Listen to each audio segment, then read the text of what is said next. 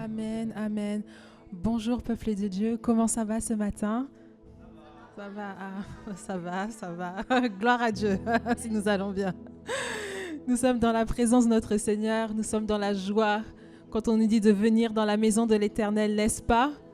Alléluia. J'ai pas entendu beaucoup de amen, mais c'est pas grave. Amen. Nous sommes émerveillés en ta présence, Seigneur. Émerveillés parce que tu es présent parmi nous, Seigneur. Rien ne t'est impossible, Seigneur. Tu fais de grandes choses dans nos vies, tu fais de grandes choses sur cette terre, Seigneur. Et c'est pour ça que nous voulons élever ton nom, te glorifier, te magnifier. Émerveillés en ta présence. Alléluia.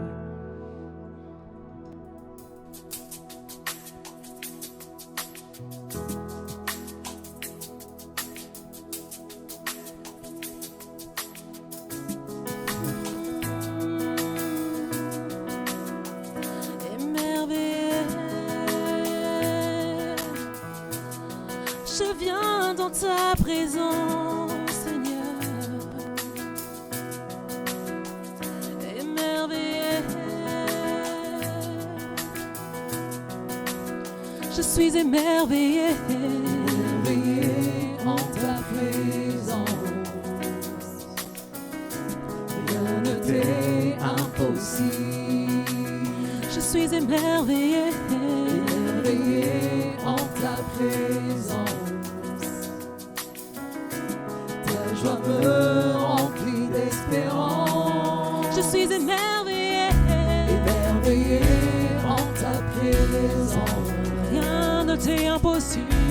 Rien ne t'est impossible. Je suis émerveillé, Émerveillé en ta présence. Et ta joie me remplit d'espérance.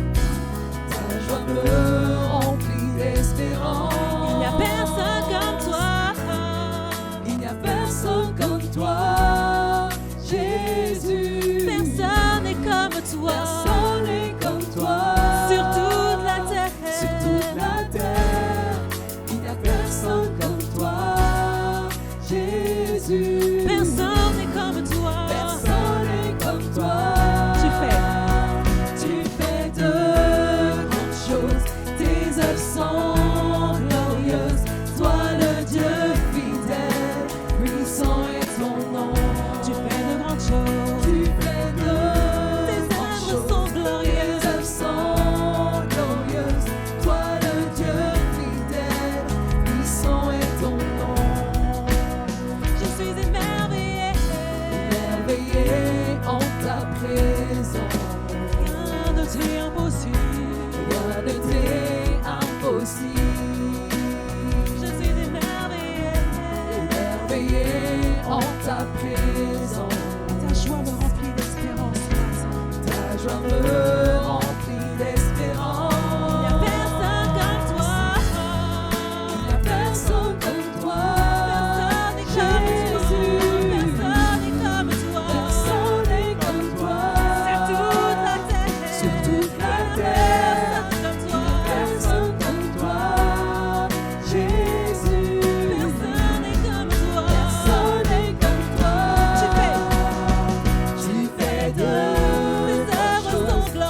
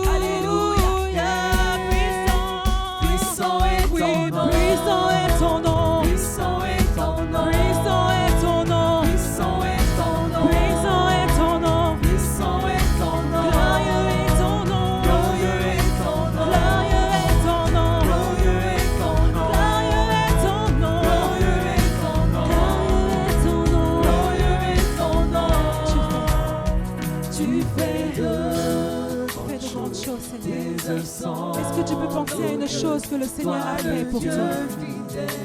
Puissant est ton nom. Oui, tu fais de grandes choses. Tu fais de Il a renouvelé ton souffle de vie ce matin. matin. C'est déjà une grande chose. Alors est-ce que tu peux bénir le nom du Seigneur ce matin? Puissant est ton nom. Oui, tu fais de grandes choses. Tu fais de Dans ma vie, tu fais. Dans ta vie, il fait. Tu es fidèle. Puissant est ton nom. Alléluia. Puissant est ton nom, Seigneur. Oui, nous pouvons acclamer pour notre Seigneur parce qu'il est puissant. Il est le Dieu fidèle. Et il y a une puissance dans son nom. Alléluia. Oh Seigneur, tu vis en nous.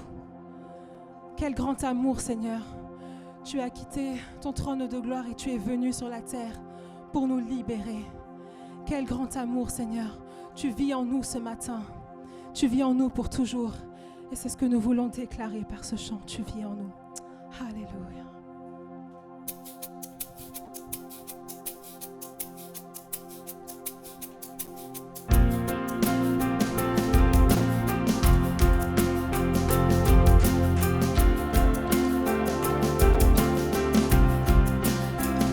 Tu vis en nous. Tu vis en nous, Seigneur.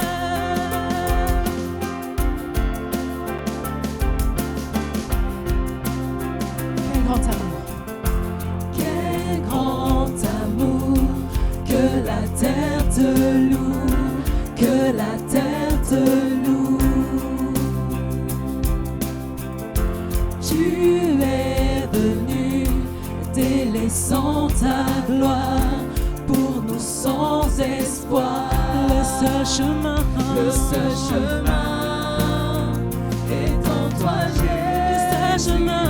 Le seul chemin est en toi, Jésus. Tu es le Dieu victorieux. Tu règnes. Tu vis. Ô majesté, que ton Saint-Nom soit élevé. Chantons Jésus. Jésus, tu vis en nous.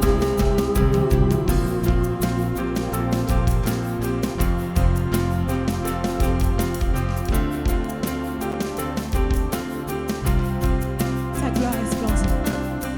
Ta gloire resplendit, tu es glorieux, Tu es glorieux. tu es glorieux, Tu es Seigneur de tout.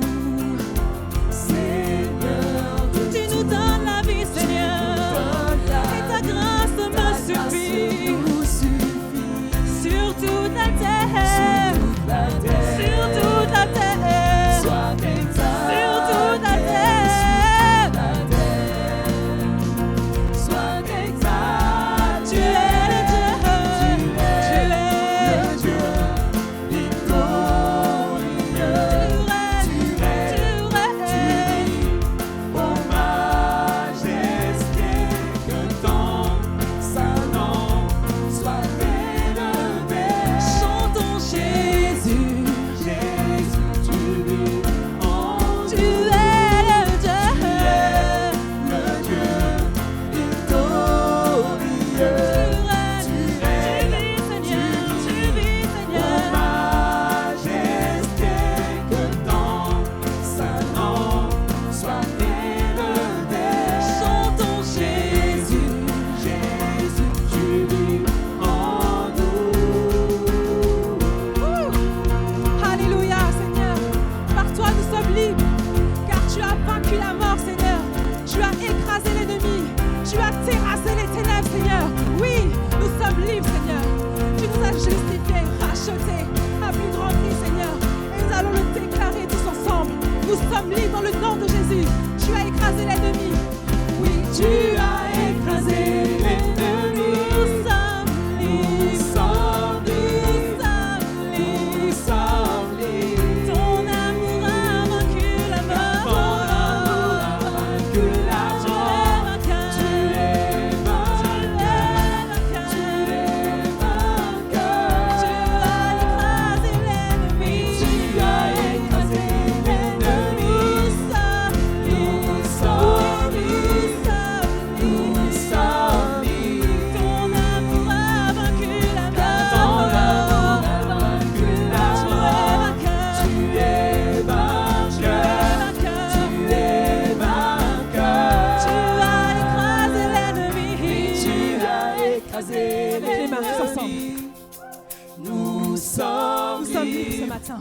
nous sommes libres. Ton amour a vaincu la mort, Seigneur. Car Tu nous as ton donné la vie ce amour matin. a La vaincu vie la Zoé, mort. la vie Zoé, Tu la vie es éternelle. vainqueur. Grâce à toi, Seigneur. Tu es vainqueur. Tu es le Dieu. Tu es le Dieu victorieux. Tu règnes, tu vis, ô majesté, que ton saint nom soit élevé. Chantons Jésus. Jésus, tu vis en Tu nous. es le Dieu. Le Dieu victorieux. Oui, tu règnes, tu vis. Ô majesté, que ton saint nom soit élevé. Chantons Jésus, Jésus, tu vis en nous. Alléluia. Tu vis en nous, Seigneur. Alléluia. Libre en ta présence. Alléluia. Alléluia. Tu vis en nous, Seigneur. Mais tu étais déjà là à la création, Seigneur. Tu étais là, tu étais avec nous, Seigneur. Oh, le nom de Jésus est si merveilleux. Le nom de Jésus est si glorieux, si victorieux. Alléluia. Et par son nom, nous avons la liberté. Nous avons la vie. Alléluia. Ton nom est si merveilleux. Alléluia.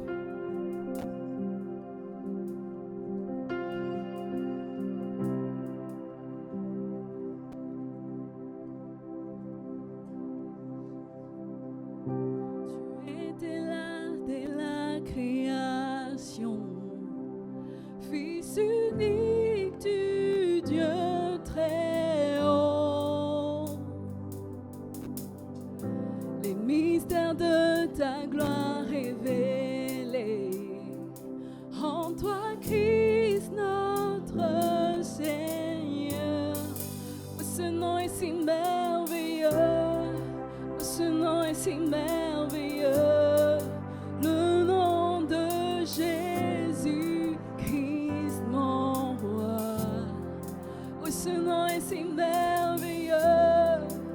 Sa beauté sans pareil. Oh, ce nom est si merveilleux.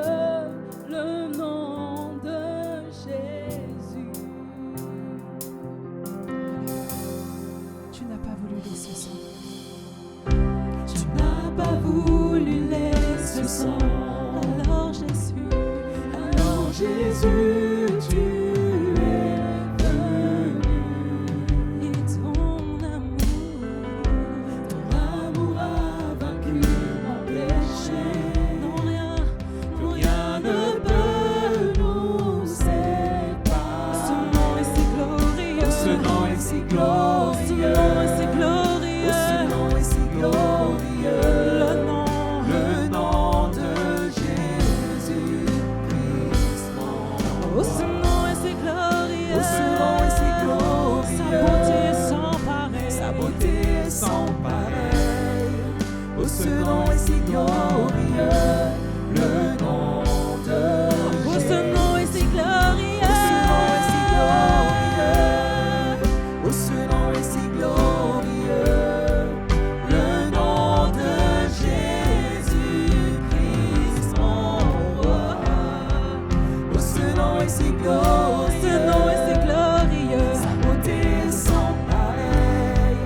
Oh, ce nom est si glorieux. Le nom de Jésus.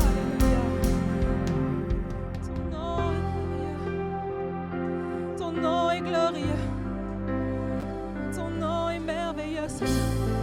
Ton nom, et nous chantons ton nom ce matin. Ton peuple chante ton nom ce matin. Ton peuple chante ton nom ce matin, Seigneur. Car tu es victorieux, Seigneur. Car tu as triomphé, Seigneur. Et nous sommes là, Seigneur, pour te rendre la gloire, Seigneur. Nous nous agenouillons en ta présence, Seigneur Jésus. Nous nous prosternons devant toi, Seigneur Jésus, pour déclarer que tu es le seul Dieu, que tu es le véritable, que tu es le juste, tu es l'unique, Seigneur. Tu es Dieu, Seigneur, et tu règnes, Seigneur, à la seule mention de ton nom, Seigneur. fléchit, Seigneur, devant la grandeur de ton nom. Nul ne peut résister à la puissance de ton nom. Alléluia.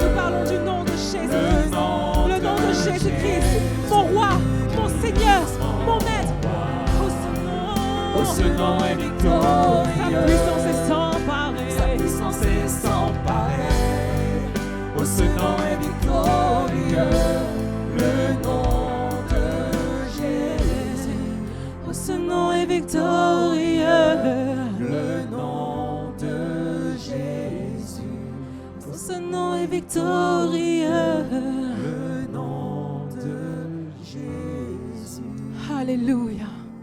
Alléluia. Oh Jésus. Acclame ton Seigneur ce matin. Acclame la puissance du nom de Jésus. Acclame la puissance du nom de Jésus. Alléluia. Personne n'est comme toi, Seigneur. Nul n'est comme toi, Seigneur. Alléluia. Alléluia. Oh Jésus. Tu es merveilleux. Oh Seigneur. Alléluia. Alléluia. Oh Jésus. Alors que nous sommes dans cette atmosphère, et nous allons prendre ce passage dans la parole de notre Seigneur qui se trouve en Philippiens 2:8. Il s'est humilié lui-même, nous parlons de Jésus, se rendant obéissant jusqu'à la mort, même jusqu'à la mort de la croix. C'est pourquoi aussi Dieu l'a souverainement élevé et lui a donné le nom qui est au-dessus de tout nom, afin qu'au nom de Jésus, tout genou fléchisse dans les cieux, sur la terre, sous la terre, et que toute langue confesse que Jésus-Christ est Seigneur, à la gloire de Dieu le Père. Amen. Amen. Alléluia. La grandeur de notre Seigneur ne passe pas par l'orgueil, ni la vantardise, mais par l'humilité et l'obéissance. Il s'est dépouillé de tout. Il est descendu de son trône de gloire. Il est venu sur cette terre. Il a fait preuve d'obéissance, preuve d'humilité en allant jusqu'à la croix.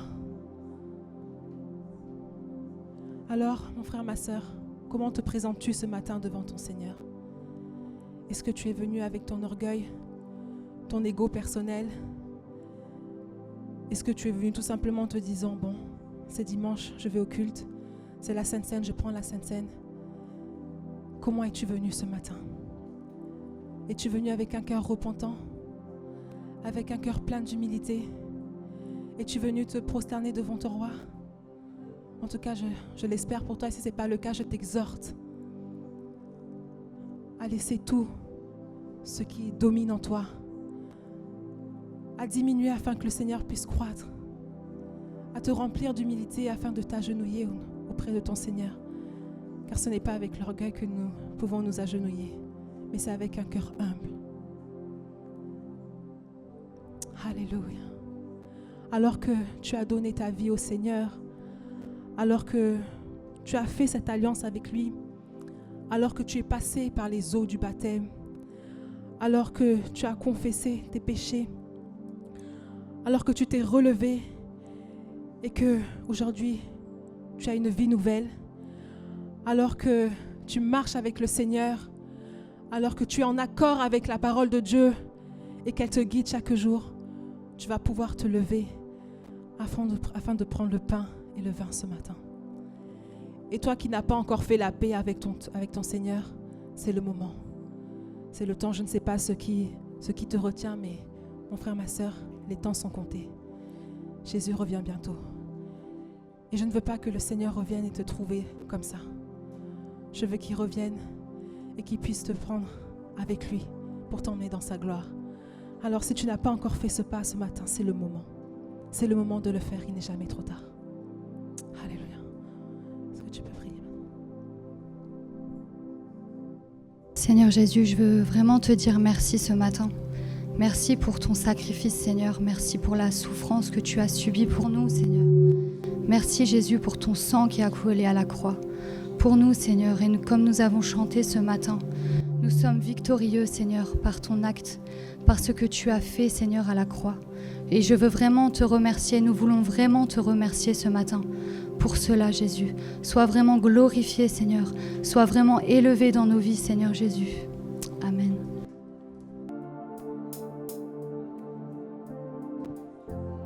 Alléluia, tu as tout donné, Seigneur.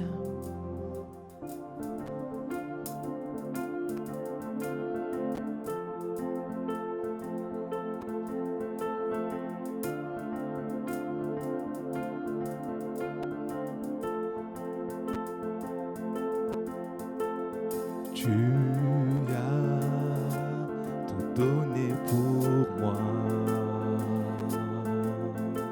portant tous mes péchés à la croix.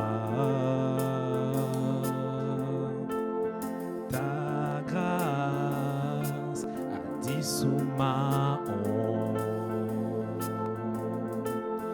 dans l'océan de ton amour sans fin.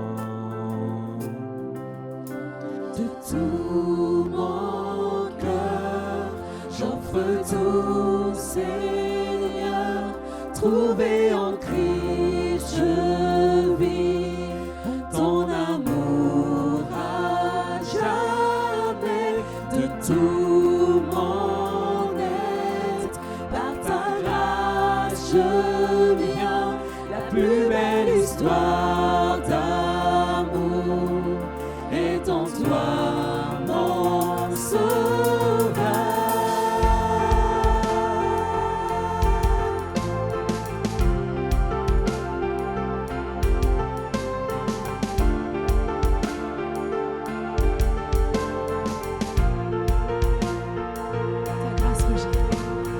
Ta grâce rugit, tel un vent violent. Ton amour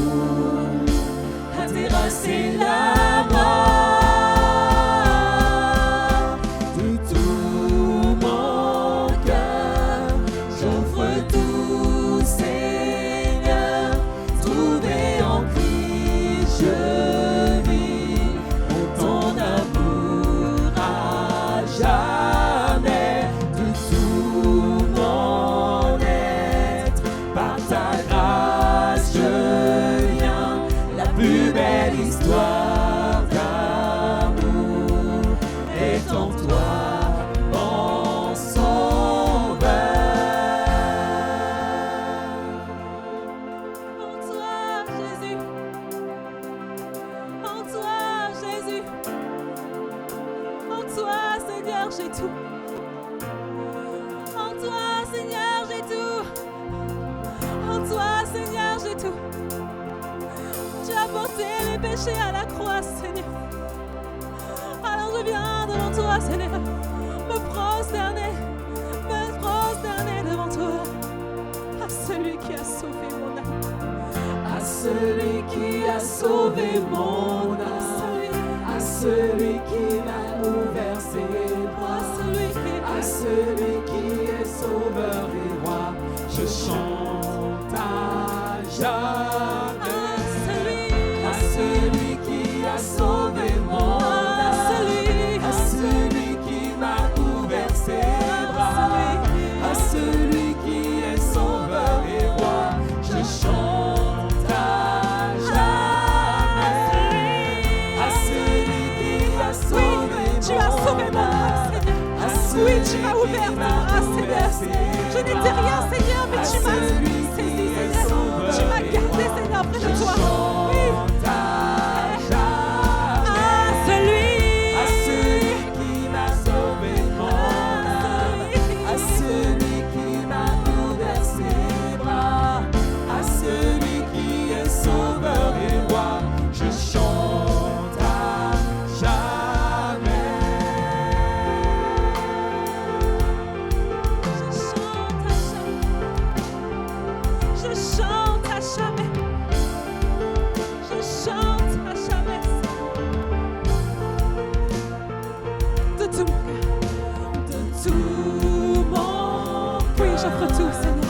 Je te donne tout, Seigneur. Viens, prends ma vie, Seigneur. Prends-la, Seigneur. Elle est à toi, Seigneur. Ton amour à jamais. Mon aide, par ta grâce. Oui, je viens, Seigneur. La plus belle histoire d'amour est en toi.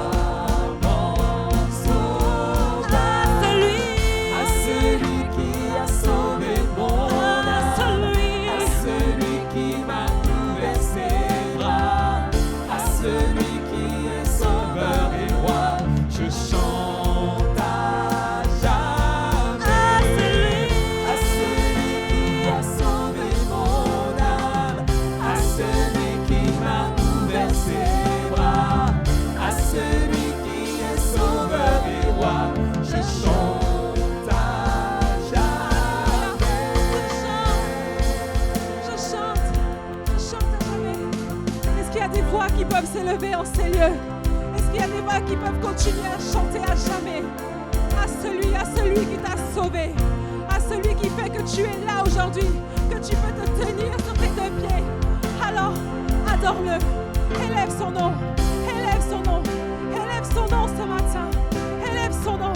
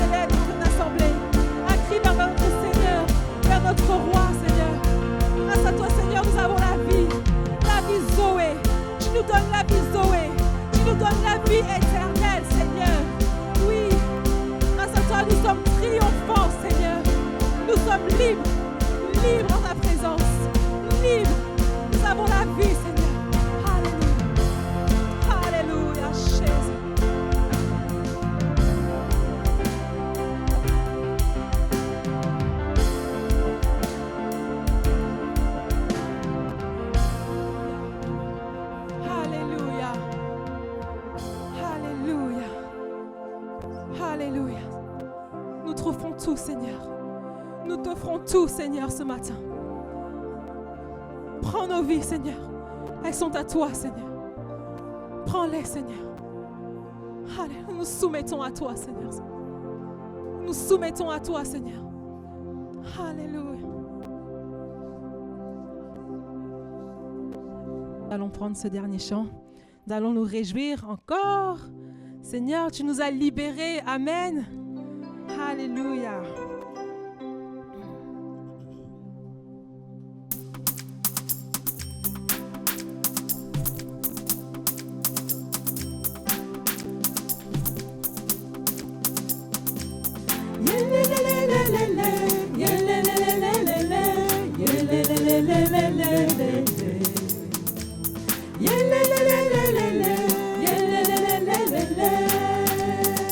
Est-ce qu'on peut aller ensemble?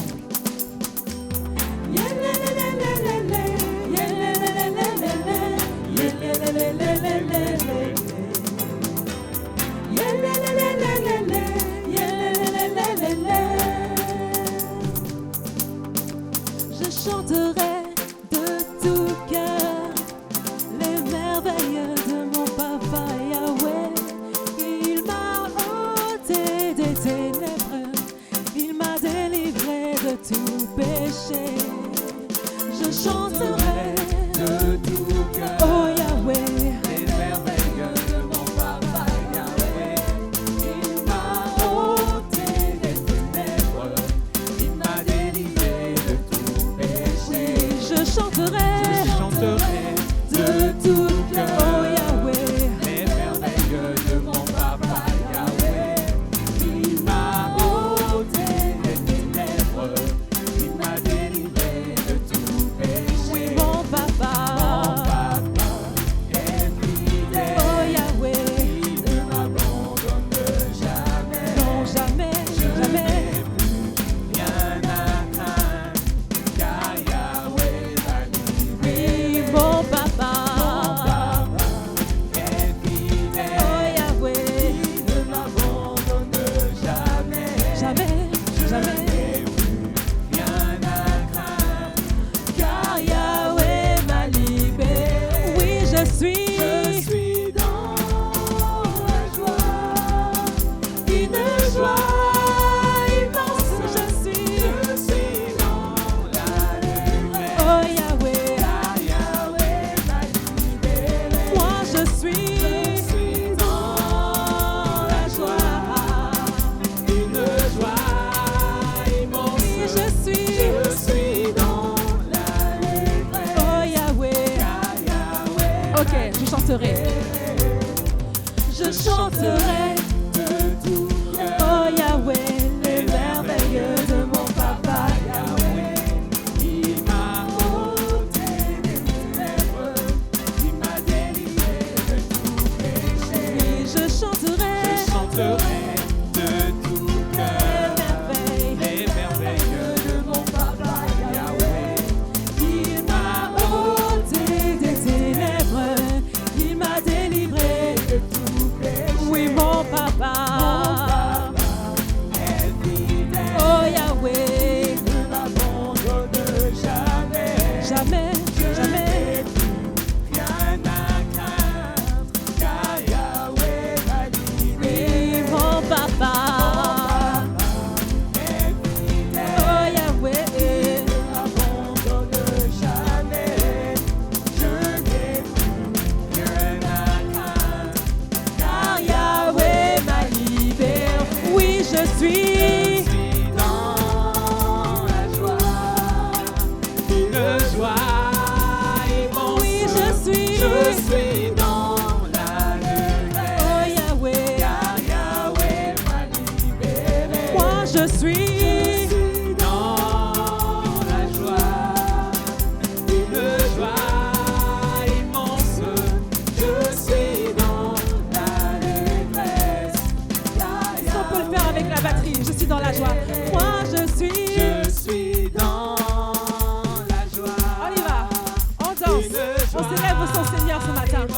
Oui, je Je suis suis dans la lumière. oh Yahweh. Car Yahweh Encore une fois, je suis dans la joie. Moi, je suis dans la joie, une joie immense. Je suis dans l'allégresse, car Yahweh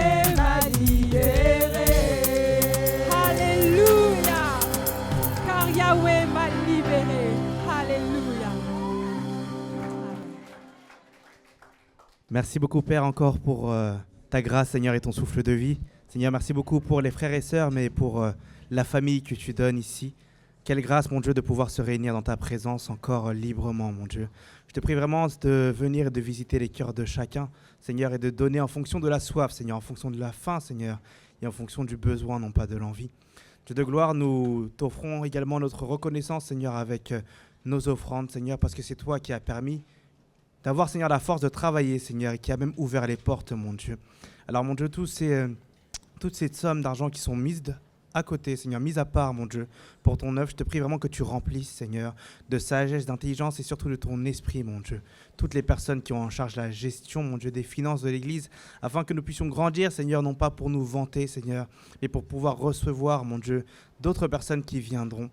Seigneur, nous te prions vraiment que ton esprit soit également sur nous tous, parce que certains peuvent ne pas comprendre pourquoi nous donnons, Seigneur, avec liberté. Mais Seigneur, nous le faisons non pas parce que tu en as besoin, Seigneur, mais parce que nous t'aimons et nous voulons également, Seigneur, t'honorer avec nos moyens financiers. Dieu de gloire, que nos cœurs soient disposés totalement, mon Dieu, et librement pour recevoir la parole que tu vas donner, la parole que tu as mise dans le cœur de ton serviteur, que vraiment ton esprit puisse également nous révéler, Seigneur, les choses profondes. Nous n'avons pas tous la même compréhension, Seigneur, mais nous avons tous le même esprit, c'est ton esprit. Alors Père, encore envoie ton esprit aujourd'hui et remplis ton serviteur, mon Dieu, de ton esprit, mon Dieu, de ta parole, au nom de Jésus. Amen, amen. Je salue le peuple de Dieu ce matin. Bon, c'est 2 personnes qui m'ont dit amen et je peux comprendre parce qu'il fait chaud. Mais je crois que le Seigneur nous a fait du bien.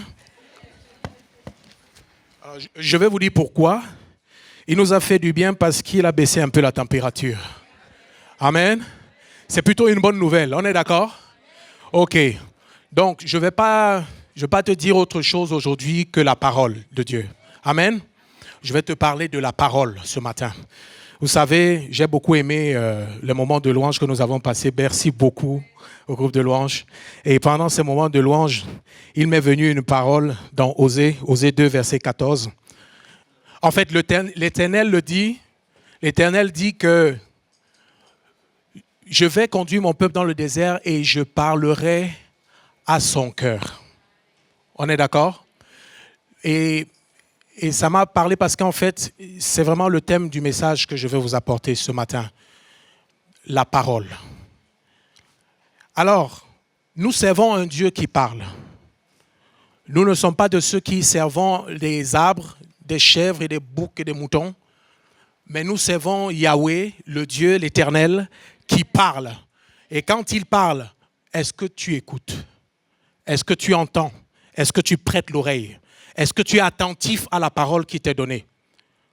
Ça, c'est la question qui t'est posée ce matin. La parole de Dieu est éprouvée, elle est pure, elle est propre. C'est une parole qui est dépouillée de toute aspérité.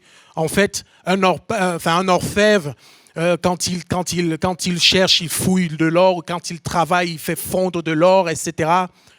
Vous voyez, en fait, on veut le dépouiller de toute saleté. Mais la Bible dit que dans le verset 7 de Psaume 12, il dit « Les paroles de l'Éternel sont des paroles pures. » La parole de Dieu est pure. Un argent éprouvé sur terre au creuset est 7 fois épuré. Alors, ça ne veut pas dire que la parole de Dieu qui sort de sa bouche contient des choses qui ne vont pas. Alors, il y a besoin de nettoyer. Non, elle est pure d'essence. La parole de Dieu est pure. La parole de Dieu s'accomplit également dans son temps. La parole de Dieu s'accomplit au fil du temps. La Bible dit dans Habakkuk 2, verset 3, que mon frère va afficher. « Car c'est une prophétie dont le temps est déjà fixé. Elle marche vers son terme et elle ne mentira pas. Si elle tarde, attends-la, car elle s'accomplira certainement. » Alléluia. Donc je te fixe les bases de la parole. C'est une parole saine, pure, elle est éternelle. C'est une parole qui ne change pas. Les hommes disent une chose aujourd'hui, demain ils changent. Mais la parole de l'Éternel reste éternelle. Elle ne change pas. C'est une parole qui est créatrice. C'est une parole qui donne la vie. Jésus a donné la vie par la parole. Nous pouvons le lire dans Genèse 1, nous savons, la Bible dit au commencement, Dieu créa. J'aime beaucoup cette parole parce que ça fixe déjà les choses. Ça veut dire qu'il y a un Dieu et c'est lui qui crée. Il crée avec quoi? Jean 1:1. Au commencement était la parole. Et la parole était avec Dieu. Et la parole était Dieu. Donc il y a un pouvoir créateur dans la parole. La parole vient susciter quelque chose. Il appelle à l'existence quelque chose qui n'existait pas auparavant. Ça, c'est le pouvoir de la parole. Elle a une pleine autorité. Alors, du coup, avant de vous dire exactement le thème de mon message, je veux qu'on lise 2 Samuel 22. 2 Samuel 22, 31 dit « Les voies de Dieu sont parfaites. La parole de l'Éternel est éprouvée. Il est un bouclier pour tous ceux qui se confient en lui. » La parole de Dieu est éprouvée. Souligne le mot là, éprouvée. Je redis, comme je dis tout à l'heure, si la parole est éprouvée, ce n'est pas pour dire qu'il y a quelque chose qui ne va pas dans la parole. La parole de Dieu est d'essence pure. Mais si elle est éprouvée, le mot éprouvé veut dire en fait tsarap en hébreu, tsaraf en hébreu, qui veut dire fondre, épurer, mettre à l'épreuve. C'est exactement dans le sens de ce qui s'est passé avec Gédéon. Vous voyez, quand Dieu a envoyé Gédéon avec le peuple, et qui leur a dit, et qui il a dit à tout le peuple, allez vers la rivière. Il a dit à Gédéon, vas-y, et je vais faire le tri. Le tri, c'est exactement la même définition du mot tsaraf, qui veut dire éprouver. Donc la parole de Dieu s'éprouve. Mais je vais citer avec toi 3 personnes. 3 catégories de personnes qui ont la capacité, ce n'est pas les seules, mais je vais te les donner juste les 3 pour commencer. Les 3 personnes qui ont la capacité d'éprouver la parole.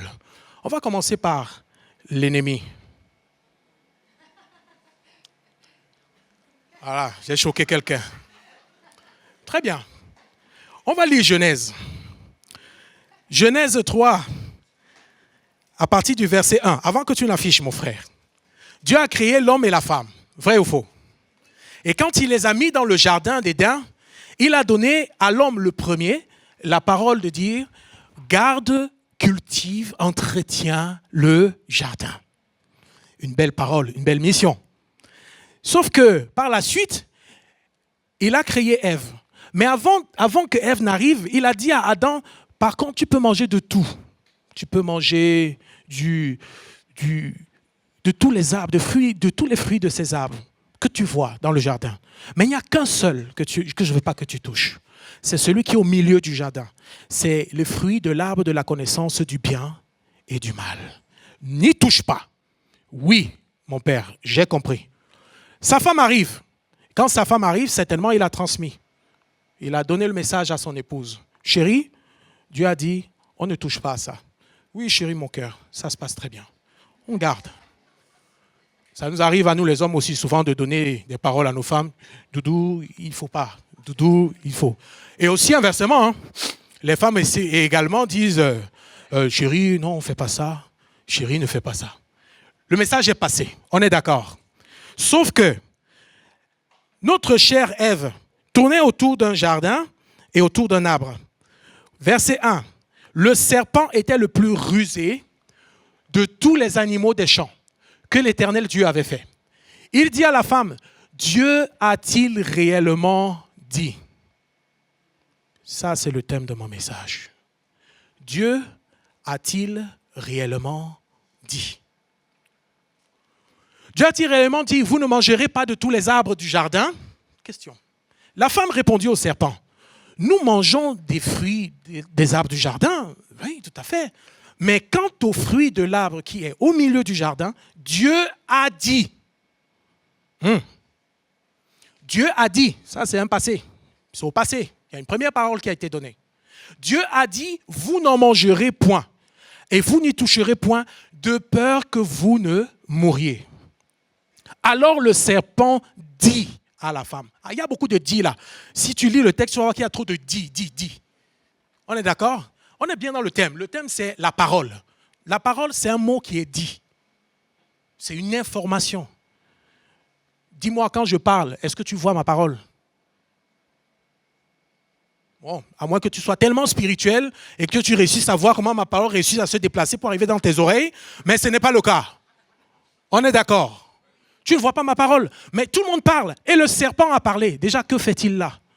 Vous ne mourrez point. Ah, c'est différent. Mais Dieu sait que le jour où vous en mangerez, vos yeux s'ouvriront et vous serez comme des dieux, connaissant le bien et le mal. Ah, Ève. La femme vit que l'arbre était bon à manger et agréable à la vue et qu'il était précieux pour ouvrir l'intelligence. Elle prit son fruit et en mangea. Elle en donna aussi à son mari qui était auprès d'elle et il en mangea. Vous connaissez la suite. La chute de l'homme.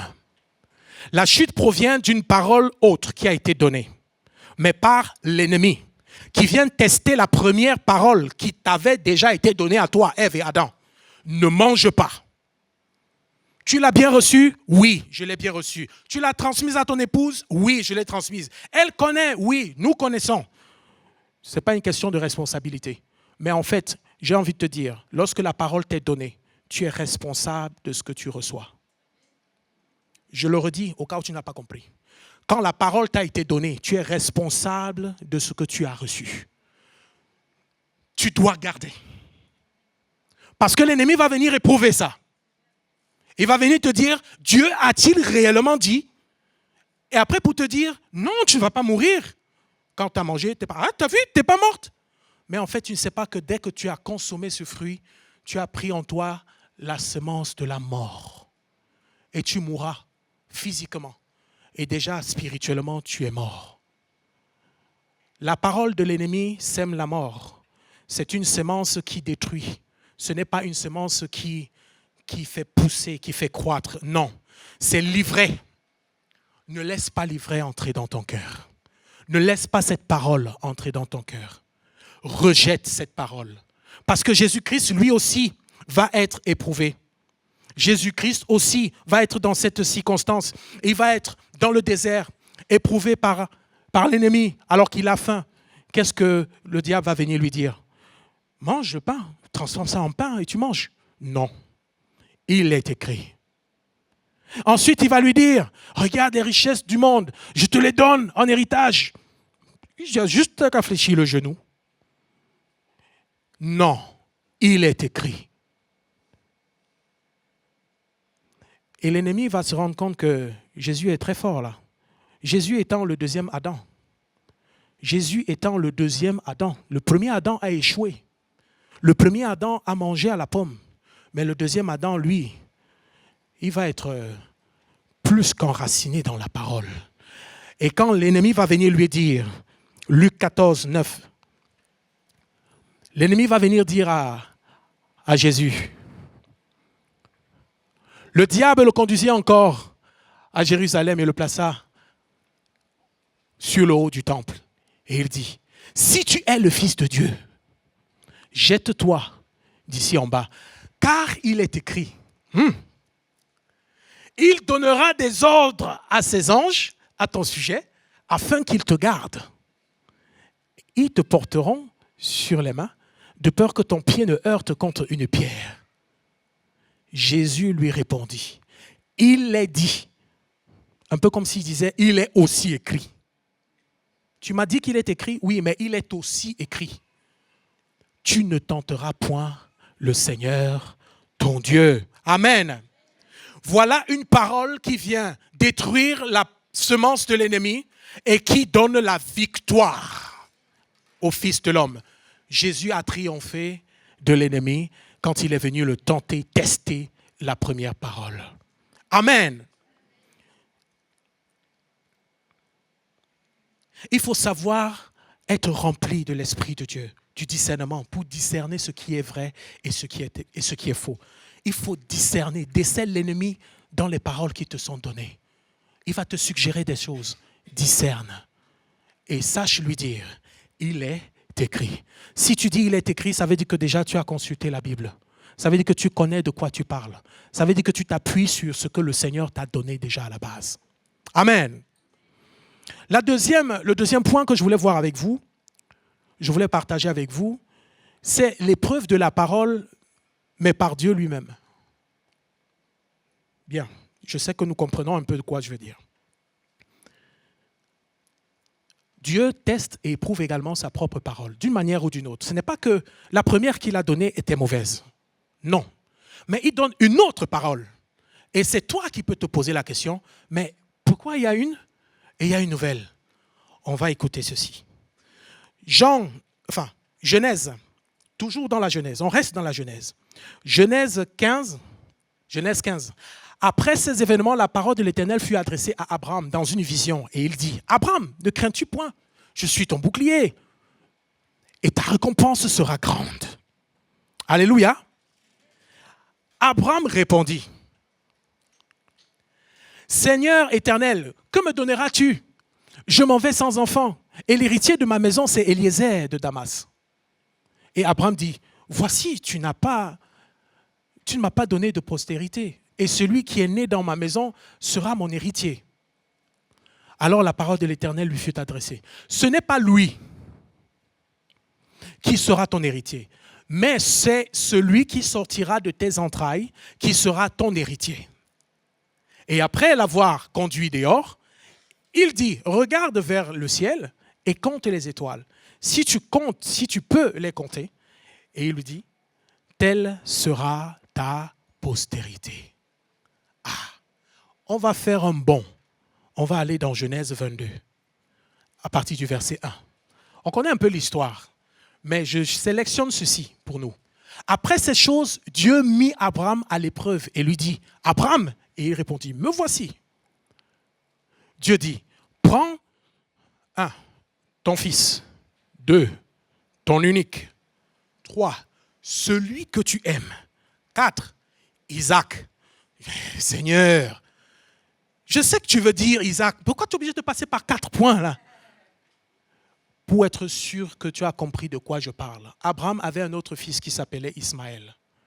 Mais Dieu voulait être sûr qu'il a compris que c'est d'Isaac dont il parle. Va-t'en au pays de Morija et là, offre-le en holocauste sur l'une des montagnes que je te dirai. Et par la suite, on voit Abraham qui va se lever du bon matin. Mais c'est très facile de lire le texte et de se dire, c'est parfait, c'est nickel, c'est rapide. Abraham, il a reçu l'image, il a reçu la parole. Et après, c'est, ah, Seigneur, j'offre mon fils? D'accord, je m'en vais. Non. Mets-toi à la place d'Abraham. Abraham vit dans le pays de Canaan à ce moment.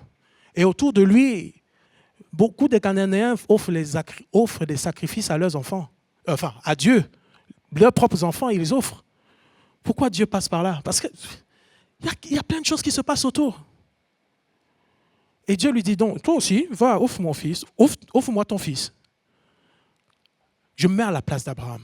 Je suis certain que moi, à cette époque-là, j'aurais dit, mais Seigneur, Dieu, est-ce que tu as réellement dit que je dois offrir mon fils là? As-tu réellement dit que je dois offrir mon fils? Mais c'est lui que tu m'as donné. Regarde, souviens-toi, tu m'as fait voir les cieux, tu m'as fait compter les étoiles. Je n'ai même pas réussi à compter 3 parmi eux. Et tu me dis, prends mon fils, mon unique, celui que j'aime.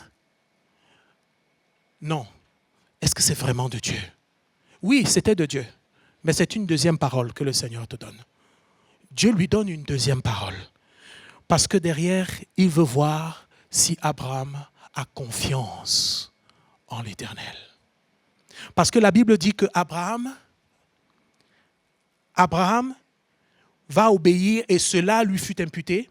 La Bible le dit au verset 6 du chapitre 15. Abraham eut confiance en l'Éternel et cela lui fut imputé à justice. C'est ce que Dieu veut voir, la confiance. Fais-moi confiance. Fais-moi confiance alors que je suis en train de te dire, arrête cette activité. Mais tu m'as béni. C'est ça, c'est ce que tu m'as donné. Je t'ai dit au départ d'aller. Oui, tu es parti. Maintenant, reviens. Mais tu m'as dit d'aller, Seigneur, je peux continuer? Non, reviens. La deuxième parole ne contredit pas la première. La deuxième parole est en train de voir si tu es capable d'être confiant, d'avoir la confiance, la foi, la fidélité en ton Dieu. C'est ça que Dieu veut voir. Dieu n'est pas en train de contredire sa parole.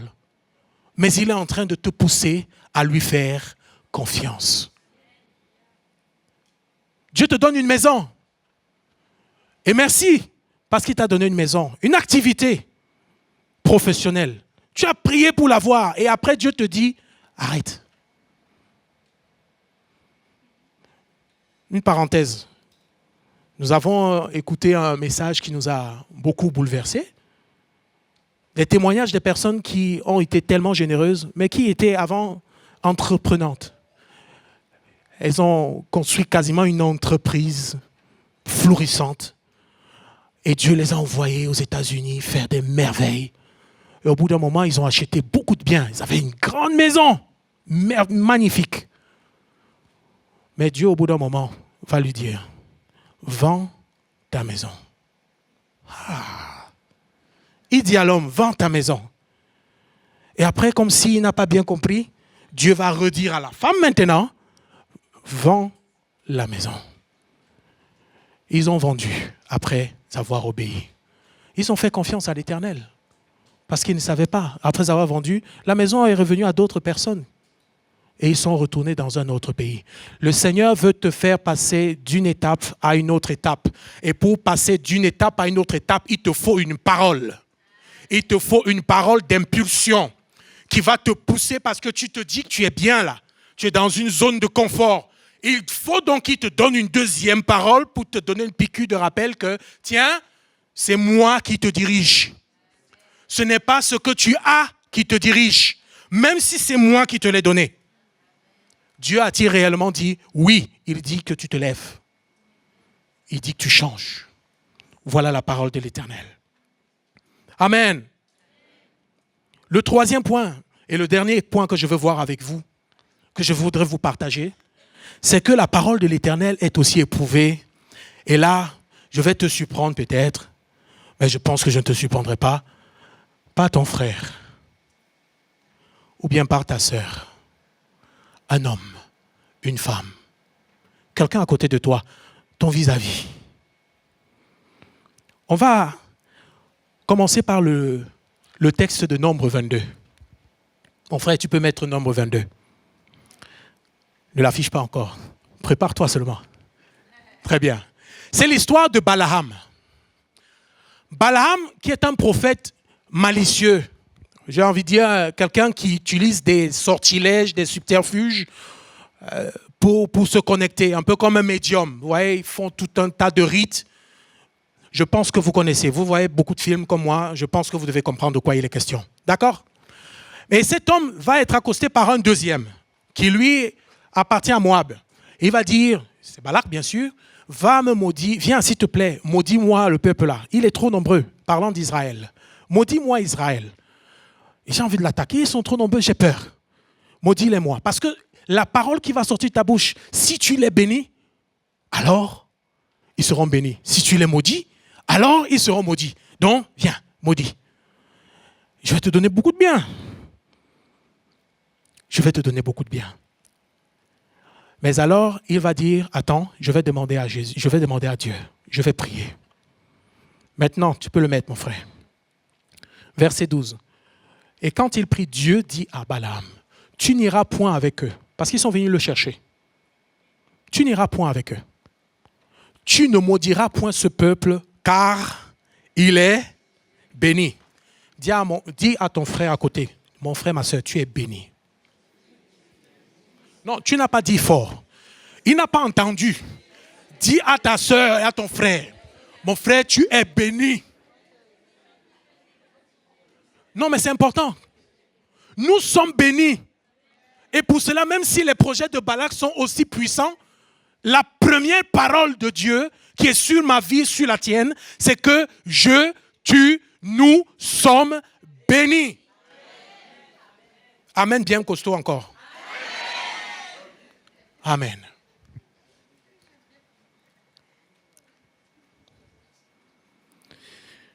Au verset 16.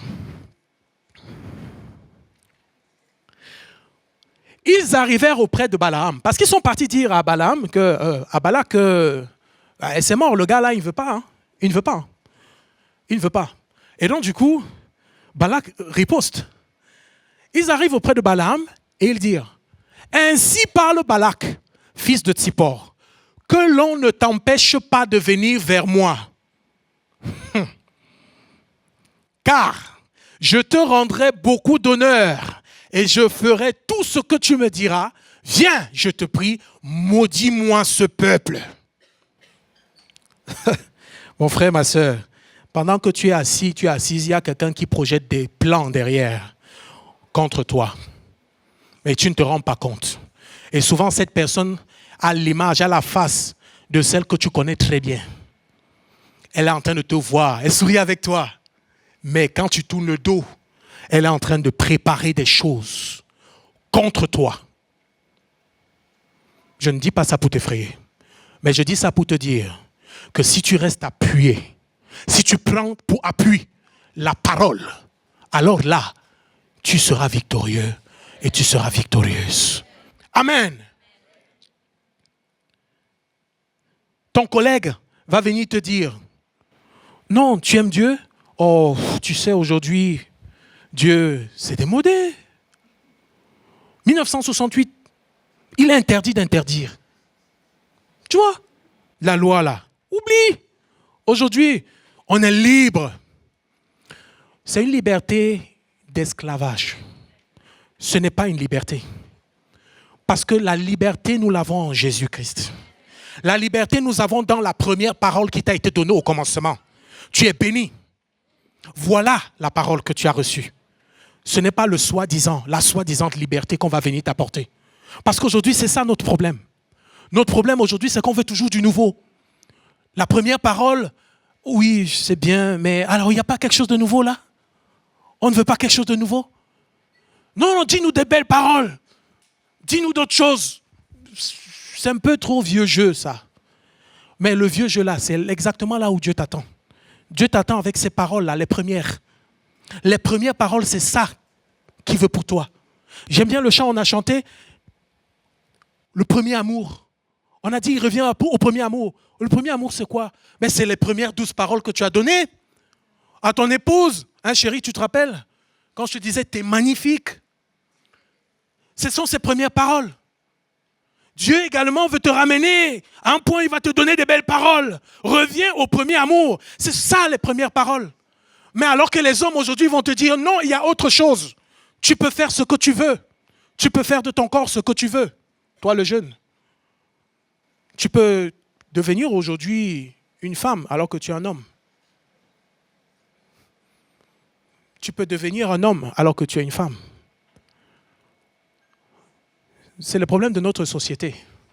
Nous voulons toujours le nouveau parce qu'on pense que l'ancien est caduc.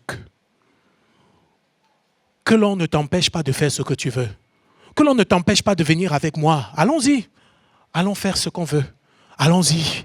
Allons se saouler la gueule, comme on dit souvent. Mais Dieu ne t'attend pas là-bas. Dieu ne t'attend pas à cet endroit. Dieu t'attend ici. Dieu t'attend là. Focalise ton regard sur la parole. Laisse la parole te pénétrer. Laisse la parole changer ce que tu es. Et quand la parole change ce que tu es, maintenant tu as le pouvoir de dire à cet homme, non.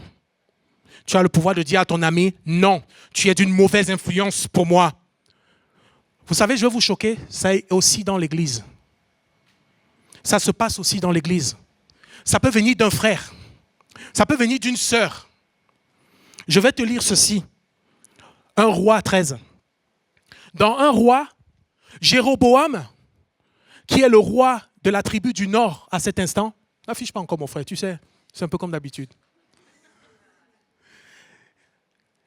Jéroboam, qui va pousser le peuple à pécher en construisant des autels, mais pour adorer d'autres dieux, pas pour adorer Dieu. Quand il va pousser les hommes à se tourner vers deux faux dieux, Dieu va susciter un homme de Dieu depuis Juda. Il va dire à cet homme, va parler contre l'autel. Il va parler contre l'autel. Il va dire la destruction qui arrive. Jéroboam va s'énerver et il va se tourner vers lui, il va le pointer du doigt, il va dire, arrêtez-le. Vous savez ce qui va se passer à cet instant? Sa main va s'assécher.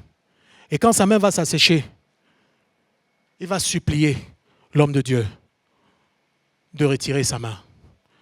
Regarde, tu vois le mouvement que je fais? C'est le mouvement que souvent tu fais. Tu pointes l'autre du doigt. Tu dis, c'est l'autre qui est problématique. Attention, ta main risque de s'assécher. Ne pointe pas l'autre du doigt. Regarde à tes fautes. Regarde à ce que tu fais. Je dis souvent à mes enfants, quand je pointe un doigt, j'ai 3 doigts qui me regardent. 3 doigts sont dirigés vers moi. Ne pointe pas l'autre du doigt. Regarde-toi. Jéroboam, tu es en train de faire pécher le peuple. Arrête. Mais tu es en train de pointer plutôt le doigt l'homme de Dieu. Et après que l'homme de Dieu ait prié pour sa guérison, il va lui dire, viens manger avec moi. Il va dire non. Dieu m'a dit de ne pas manger ici. Dieu m'a dit de ne pas suivre le même chemin. Il va suivre sa route pour entrer. Et sur le chemin de la route, il y a un vieux prophète. Ah, j'aime ça. On dit souvent, j'aime bien, notre pasteur l'a dit la dernière fois, ce n'est pas toujours les personnes qui ont les cheveux gris qui sont sages. Non, mais notre pasteur est sage. Alléluia. Je bénis Dieu pour sa vie. Et je prie tous les jours pour lui. Sans dire des mensonges, je prie pour lui. Mon épouse peut le dire. Elle peut confirmer. Je prie pour notre pasteur. Il y a des cheveux gris dans cette église qui sont sages. Mon frère Bruno, je t'aime de tout mon cœur. Oui, c'est la vérité. Et je prie pour toi aussi. Mais ce n'est pas tous ceux qui ont les cheveux gris qui sont sages. Ce vieux prophète est un prophète malicieux. Il va venir s'approcher de cet homme de Dieu et il va lui dire, viens manger avec moi. Rentrons à la maison. Et l'homme de Dieu va lui répondre, verset 17. Tu peux l'afficher maintenant, mon frère. Car il m'a été dit, parce qu'il va lui dire, je ne peux pas rentrer chez toi, car, il a quand même raison. Il m'a été dit par la parole de l'Éternel, tu n'y mangeras point de pain et tu n'y boiras point d'eau. Et tu ne prendras pas à ton retour le chemin par lequel tu seras allé. Et il lui dit, le vieux prophète, prétendument sage, moi aussi je suis prophète comme toi. Je prends cette voix un peu, vous me comprenez, je ne suis pas assez vieux pour... Moi aussi je suis prophète comme toi. Et un ange m'a parlé de la part de l'Éternel et m'a dit, ramène-le avec toi dans ta maison. Et qu'il mange du pain et qu'il boive de l'eau, il lui mentait. Oh, le mensonge, c'est le premier péché de l'humanité. Pas simplement de l'humanité, de tout ce qui a été créé, c'est le premier péché. Il a menti. L'orgueil, le premier péché de Satan, qui suscite le mensonge. On dit n'importe quoi, il va susciter le mensonge en Adam et Ève pour les susciter, pour les pousser à pécher contre l'Éternel. Et là, l'esprit du mensonge est entré dans ce vieux prophète. Je veux poser la question, depuis combien de temps il ne s'est pas rapproché de la parole? Depuis combien de temps il n'a pas pris le temps de la sonder, la parole? Depuis combien de temps il n'a pas été habitué à entendre Dieu pour savoir si c'est réellement Dieu qui a parlé? Mais il va pousser un autre qui est animé d'un esprit bienveillant, d'un esprit saint, mais il va l'induire en erreur. Et là, je me mets à la place, et tu peux te mettre aussi à la place de l'homme de Dieu. Dès cet instant, il se dit, mais Dieu avait-il vraiment dit que je ne mange pas? Dieu avait-il vraiment dit que je ne mange pas? Dieu a-t-il vraiment dit que je prenne une autre route? Si Dieu lui a parlé, je vais le suivre. Ce n'est pas tous ceux qui disent « Seigneur, Seigneur » qui hériteront le royaume de Dieu. Ce n'est pas tous ceux qui disent des prophéties, même dans cette église.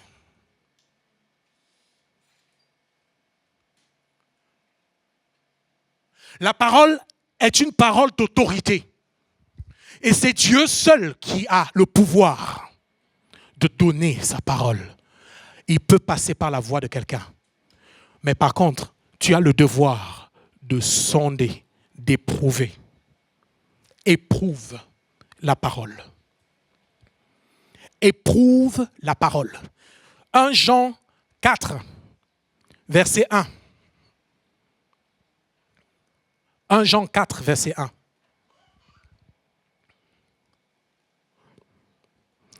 Bien-aimés, n'ajoutez pas foi à tout esprit, mais éprouvez les esprits pour savoir s'ils sont de Dieu. Car plusieurs faux prophètes sont venus dans le monde. Aujourd'hui, il y a encore des faux prophètes dans le monde. Il y a des mauvaises paroles, il y a des paroles de mensonges qui sont distillées dans des églises. Il y a des paroles de mensonges qui sont distillées dans des soi-disant assemblées de Dieu. Mais à toi, du coup, si tu es enraciné dans la parole, Dieu va te donner le discernement. Et tu discerneras que Dieu a-t-il réellement dit ça? Non, il ne l'a pas dit. Parce que Dieu a dit ceci. Ne t'appuie pas sur ce que toi tu vas dire. Parce que Jésus-Christ lui-même, il n'a pas osé dire ses propres paroles, ses propres mots. La Bible dit qu'il est venu donner, il est venu faire, sa nourriture était de faire la volonté de son Père. Donc quand il est attaqué sur la parole, il va prendre quoi? La parole. Toi aussi, prends la parole. Médite la parole. Josué 1,8 te dit quoi? On va le lire ensemble. Et je veux le lire. Josué 1,8, on va le lire. Que ce livre de la loi, mon frère, tu peux l'afficher. Parce qu'on va le lire. Je pense que vous le connaissez, mais j'aimerais vraiment qu'on le lise. Josué 1, verset 8. Que ce livre de la loi ne s'éloigne point de ta bouche. Médite-le jour et nuit parce que tu médites parce que tu veux agir. Tu veux agir fidèlement selon tout ce qui est écrit. Pas selon tes propres pensées. Et alors, c'est alors que tu auras du succès dans tes entreprises. Dans ces entreprises, il y a aussi l'entreprise que tu as envie de faire et quelqu'un vient pour bafouer en te donnant une autre semence. L'Éternel te donne la victoire. Mais par contre, il faut que tu n'éloignes pas le livre de la bouche, de ta propre bouche. Ne l'éloigne pas de toi. Mon frère, ma soeur, en conclusion, Dieu nous aime. Dieu nous a tellement aimés qu'il nous a donné son Fils. Je veux insister dessus parce que nous avons parlé de la parole éprouvée. Mais sachez que la parole, non seulement elle est éprouvée, mais aussi la parole éprouve. Parce que la parole a la possibilité, la capacité de transformer une vie. Lorsqu'on la reçoit, la parole a la capacité de transformer. Ça peut changer ce que je suis. Ce n'est pas ça peut, elle change. La Bible dit dans Hébreux 4, 12 que quoi? Hébreux 4, 12, la Bible dit la parole est vivante et elle est efficace. Elle est vivante, elle est efficace. Plus tranchante qu'une épée à double tranchant. Hébreux 4, 12, mon frère. Plus tranchante qu'une épée à double tranchant. Pénétrant jusqu'à partager l'âme et l'esprit. Moelle et jointure. Elle juge les sentiments et les pensées du cœur. Donc elle éprouve ce que tu as reçu. Elle éprouve ce que tu es réellement. Exposons-nous à la parole de Dieu. Laissons la parole de Dieu remplir notre cœur. Et si peut-être tu vas te dire, ce n'est que la parole, sache que la parole a pu prendre la forme d'une chair. Et la chair qu'elle a prise, c'est la chair de Jésus-Christ. Parce que Dieu a tellement aimé le monde qu'il a envoyé sa parole. Et sa parole s'est transformée. Et elle est devenue une chair. Elle est devenue Jésus-Christ. Et Jésus-Christ qui sauve aujourd'hui. Parce que Jésus-Christ, quand il ne parle pas de lui-même. Il parle de ce qu'il a entendu du Père. Ce sont des paroles qui te sont communiquées. Et maintenant, veux-tu les recevoir dans ton cœur? Veux-tu recevoir Jésus? Pour toi, peut-être qui ne connaît pas Jésus. Tu viens peut-être à l'église. Et tu te dis, mais ces paroles-là, c'est quoi? La parole-là, c'est Christ. Cette parole, c'est Jésus. C'est Christ. Christ toque à ton cœur. Il y a une parole qui te dit, il te dit, viens à moi. Il te dit, viens à moi. Alors quelqu'un d'autre va venir te dire dehors, non, ce que tu as entendu du frère Gabriel, oublie. Parce que tu pensais que c'était Gabriel qui parlait? Non. C'est Jésus qui te parle. Et Jésus te dit, accepte, reçois la parole. Et toi qui es né de nouveau, qui est attaqué, toi qui entends des paroles qui viennent, qui te parlent, qui fusent à gauche et à droite, l'Esprit te dit, sonde, discerne les mauvais esprits, discerne les mauvaises paroles, discerne les mauvaises prophéties. Mais pour discerner, il faudrait que tu ne te conformes pas au siècle d'ici. Romains 12, 2. Ne vous conformez pas au siècle présent, mais soyez renouvelés, soyez transformés par le renouvellement de l'intelligence, afin que vous discerniez quelle est la volonté de Dieu, ce qui est bon, agréable et parfait. Si cette parole t'a parlé, je vais te demander de courber la tête. Vous savez, la victoire ne s'obtient pas avec la chair. Elle ne s'obtient pas avec des mains. Elle s'obtient avec la parole. Seigneur, ta parole, tu l'as envoyée. Et c'est une parole qui est entrée dans une vie. Une parole qui a transformé des vies. Une parole qui a suscité la foi. Seigneur, car la Bible dit que la foi vient de ce qu'on entend et ce qu'on entend vient de ta parole. Ce n'est pas la parole d'un homme, mais c'est la parole de Dieu. Nous voulons être fidèles à cette parole. Nous voulons la garder dans notre cœur. Lorsque l'ennemi va venir pour éprouver cette parole, nous voulons nous tenir droit debout et pour dire non à l'ennemi. Nous voulons lui dire, arrière de moi, Satan. Et lorsque toi, aujourd'hui, demain, Seigneur, tu vas nous donner une deuxième parole. Lorsque tu nous donneras une autre parole, nous saurons, Seigneur, que tu veux nous faire gravir des échelons. Nous saurons que tu veux nous faire bouger avec toi. Nous saurons que tu veux nous amener à un autre niveau. Et alors, ce n'est pas que tu contredis la première, mais c'est parce que tu veux nous amener à un autre niveau avec toi. Et nous voulons aller là avec toi, Seigneur. Parce que tu veux que nous grandissions. Tu veux que nous te fassions confiance. Nous voulons te faire confiance. Et si notre frère, si notre sœur s'approche de nous, Seigneur, ce n'est pas contre la chair et le sang qu'on lutte, non, mais c'est contre les esprits mauvais, les principautés, ceux qui parlent au travers de sa bouche.